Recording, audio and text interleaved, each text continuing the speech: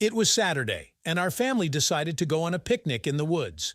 We had all been planning this for a long time. My wife Sarah, our children Josh and Emma, and Sarah's parents, Jane and Henry. The day promised to be wonderful, warm but not hot, with a light refreshing breeze.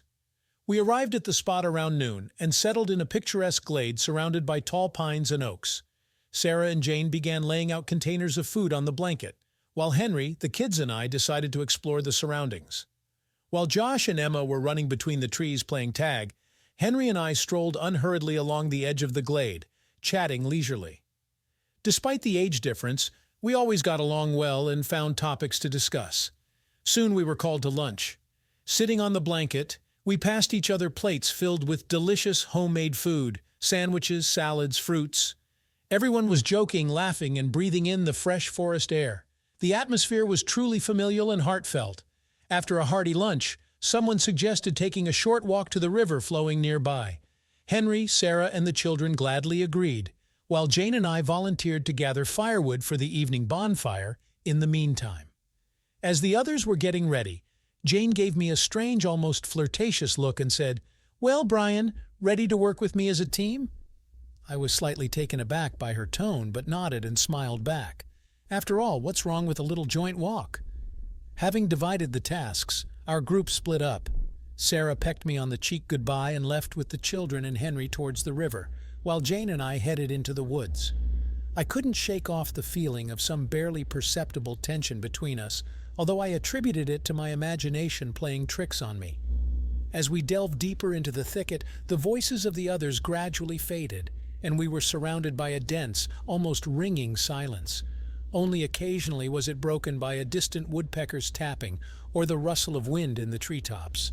Jane and I walked side by side, occasionally bending down to pick up a suitable branch for the fire. At some point, Jane suggested sitting on a fallen tree and taking a break. I agreed.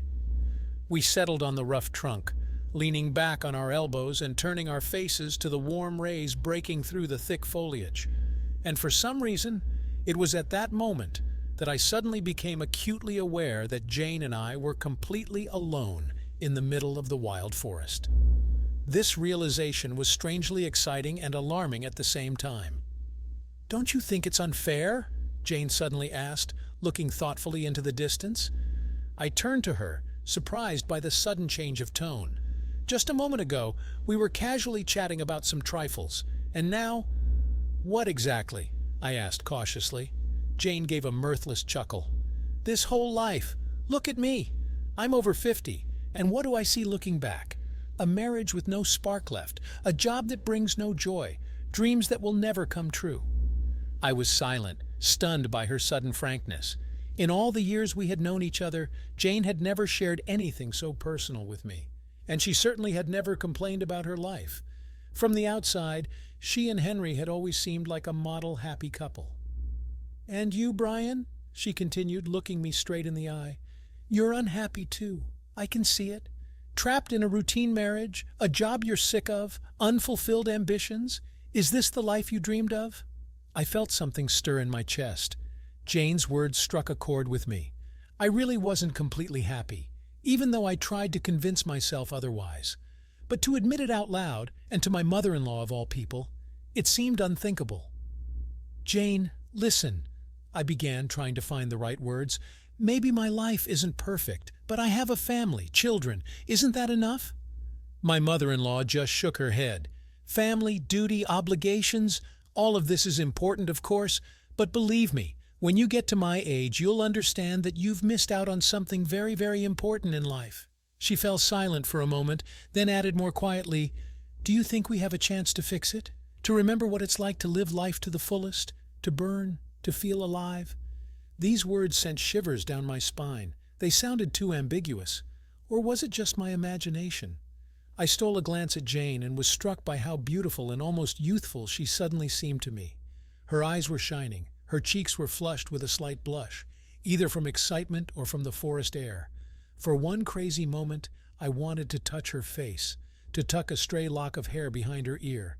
The spell was broken as suddenly as it had come over me. I looked away, feeling my face flush with shame. God, what am I thinking? Beside me sits my wife's mother, and here I am imagining, "No, I need to get a grip. Jane, I think we better get back to the others," I croaked. "They must be waiting for us by now."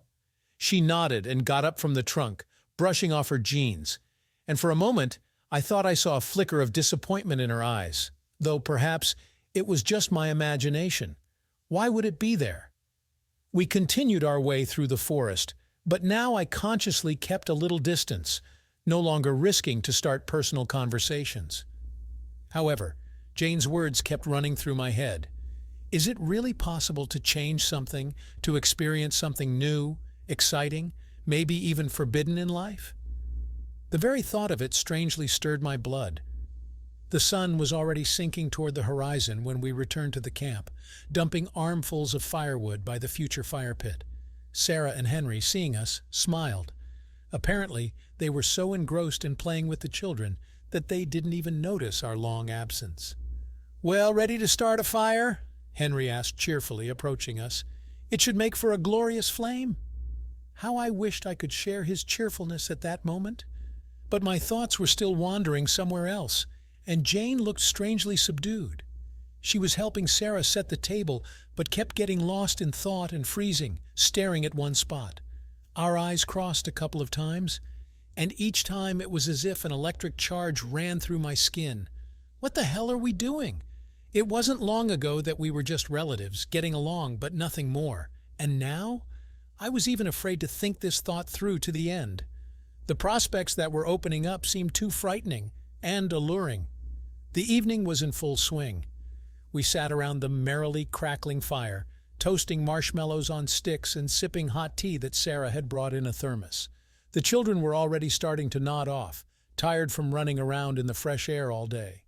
Josh snuggled up beside me, and Emma curled up comfortably on Henry's lap. The adults were talking unhurriedly, sharing memories from their youth and funny stories. A pleasant warmth was spreading through my body, whether from the fire or from the heartfelt atmosphere. However, I couldn't fully relax.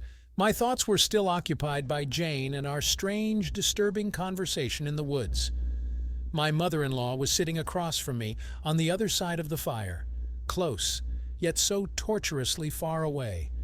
The reflections of the flames danced on her face, making the shadows under her cheekbones move in an intricate pattern. A few strands had escaped from her casual bun, framing her face with copper curls. Jane was smiling in response to someone's joke, but the smile didn't reach her eyes, and I knew why. Our eyes met over the fire. In Jane's squinting green eyes, something wild flared up, something beyond control. Or did I just want to think it was the reflections of the flames? No, this time I wasn't mistaken. Jane was looking directly at me, and there wasn't a hint of familial feeling in that gaze, only scorching, undisguised desire. The blood roared in my ears. My heart was pounding so hard I thought everyone would hear it in a moment. I tried to look away but couldn't. It was beyond my power, as if some invisible force was pulling me toward Jane, not letting me break free. "Brian, honey, are you all right?" Sarah's concerned voice broke into my thoughts, making me flinch. "You look a little pale." I shook my head, trying to come to my senses. "Yeah, I'm fine. I guess I'm just tired from the day. I'll go for a little walk, get some air." Carefully placing the dozing Josh on the blanket, I got up and without looking at anyone, walked away from the camp. I needed to be alone, to sort out the whirlwind of emotions swirling inside me. Having walked a fair distance, I stopped by a large spreading oak tree and leaned my back against the rough trunk, throwing my head back to the star-studded sky. The cool night air cooled my burning cheeks a little, but it didn't bring the desired relief. My whole being was still in the grip of a strange, painful excitement. My mind understood that something wrong, unacceptable was happening. But my heart was desperately yearning to give in to temptation, to allow myself something I had never dared to think of before. A loud crack of a twig behind me made me turn around. A few steps away from me stood Jane, a dark silhouette against the backdrop of the trees lit by the fire. Even without seeing her face, I knew she was smiling, so predatory and inviting that my mouth went dry. "Decided to run away from me?" she asked in a half-whisper, slowly approaching. I swallowed, feeling my knees treacherously weaken. Jane, don't. We shouldn't. This is wrong. She came right up to me, almost touching my chest. She smelled of a bonfire, something tart and exciting. I knew that smell. It's the smell of arousal. Wrong, she breathed, looking up at me. What in this world is right, Brian? To be unhappy all your life just to meet someone's expectations? To deny yourself the last chance at a real feeling? With those words, she rose on tiptoe and pressed her lips to mine. And I was lost. All good intentions, all arguments of reason vanished at once, giving way to a primal, wild desire. I wrapped my arms around Jane's waist, pulling her to me, and responded to the kiss, greedily, frantically, as if my life depended on it. Our tongues entwined in a mad dance, hands exploring each other's bodies, slipping under clothes. The remnants of self-control were melting away with each second, giving way to all-consuming passion. It was such an acute, transcendent sensation that my head was spinning. With neither Sarah nor other women had I ever experienced anything like it. But somewhere on the edge of consciousness, there was still a tiny spark of sanity. With the last of my strength, I forced myself to break away from Jane's lips and exhale convulsively. "Wait, we can't. Not here. What if someone sees?" She nodded and, grabbing my hand, pulled me even deeper into the woods. We were almost running, stumbling over roots and not looking where we were going. There was only one thought pounding in my head. Hurry, hurry to find a place where we could be alone, where no one would interfere with us finishing what we started. We stopped in a small clearing surrounded on all sides by dense undergrowth. No reflections of the fire or voices reached here. It seemed that the whole world had ceased to exist. There were only the two of us left. Jane turned to me and in one motion pulled her t-shirt over her head. For a moment I froze, mesmerized by the sight that opened up. In the moonlight her skin seemed porcelain, almost glowing, and her breasts heaved invitingly in the lace cups of her bra. Seeing the expression on my face, Jane smiled predatorily and began to slowly unbutton her jeans. At that moment it was as if a bucket of ice water had been dumped over me. What the hell am I doing? I'm a married man. I have 2 children and a loving wife who is waiting for me there by the fire. How can I do this to them? To myself?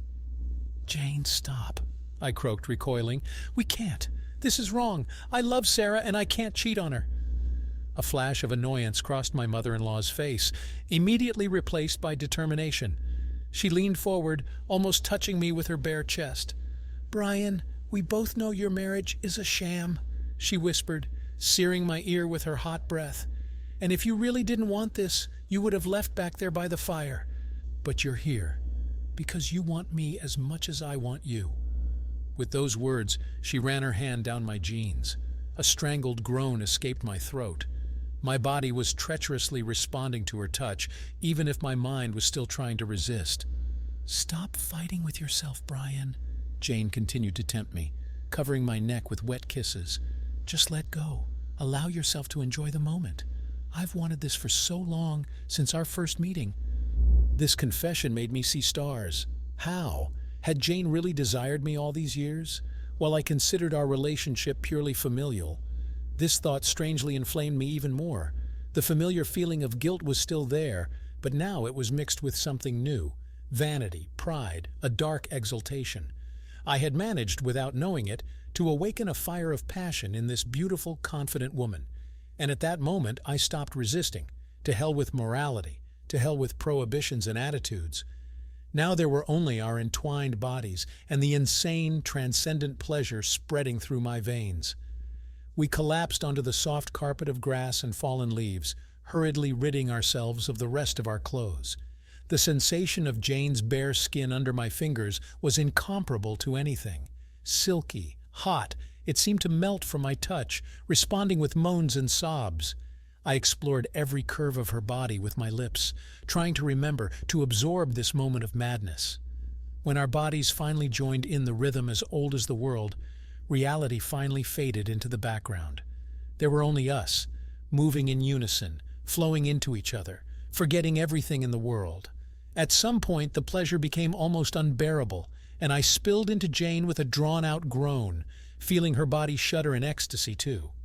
We lay on the cool ground, limbs intertwined, trying to catch our breath. The realization of what we had done was slowly but inexorably seeping into my fogged consciousness. God, what have I done? How will I look Sarah in the eye now? How will I live with this burden of guilt and shame?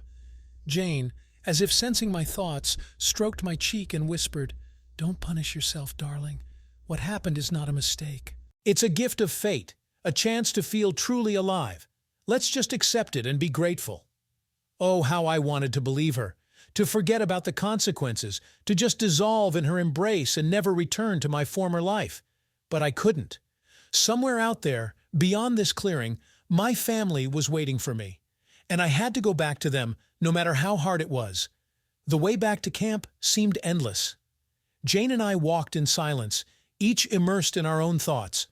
Her face had a dreamy, slightly detached expression, while I felt as if I was being torn in two.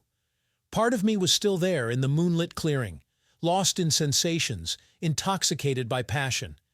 The other part was feverishly calculating every step, trying to figure out how to hide the traces of what had happened and pretend that everything was fine. When the glow of the fire loomed ahead, Jane stopped and, turning to me, whispered, "Brian, no matter what happens next, I don't regret anything, but I understand that you need time to think it all over. Let's just keep our secret and try to act as if nothing happened." I nodded, feeling a lump rising in my throat. Words of gratitude and repentance were bursting out, but I held them back with an effort of will. Now I needed to focus on not giving myself away in any way. Taking a deep breath and putting on the most carefree expression I could muster, I followed Jane out into the glade. Sarah and Henry were sitting by the dying fire, talking quietly about something. The children were already sound asleep, wrapped in blankets. "And here are our lost ones," Sarah smiled, noticing us. "Where have you two been for so long?" My heart skipped a beat, but I forced myself to smile back casually. "Oh, just walking through the woods, admiring the stars. Jane decided to look for some night flowers to photograph, and I went along for company." It was almost the truth.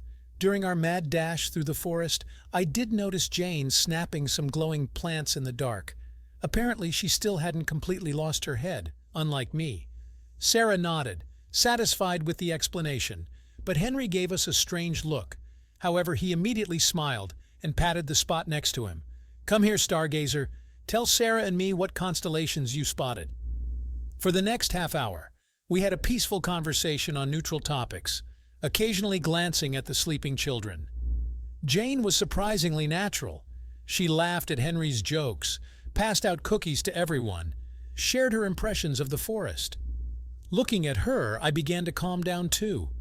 Maybe we really can keep what happened a secret and go on living as if nothing had happened. When the fire finally died down and even the embers stopped smoldering, we began to pack up to go home. I carefully picked up the sleeping Josh in my arms, and Henry, despite Sarah's objections, hoisted the drowsy Emma onto his shoulder. The string of our silhouettes slowly dissolved into the thickening dusk, leaving behind the place that had irrevocably changed my life. All the way back and in the following days, I tried my best to act as if everything was normal. I smiled, joked, went about my usual business. However, inside me, a hurricane of conflicting emotions was still raging: shame, guilt, fear of exposure, and at the same time some desperate, painful exultation. As if by succumbing to the forbidden passion, I had gained some kind of perverted freedom. Jane and I really almost stopped communicating after that incident in the woods.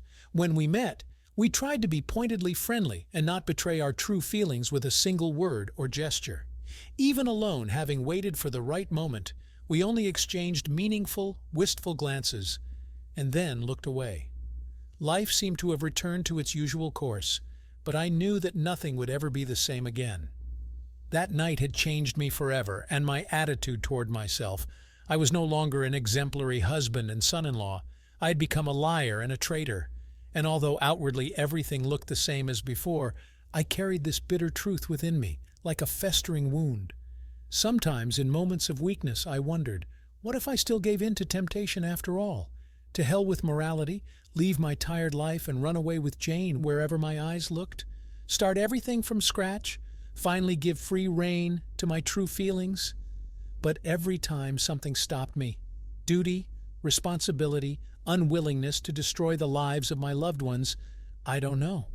So I lived, torn between the desirable and the real. Who knows?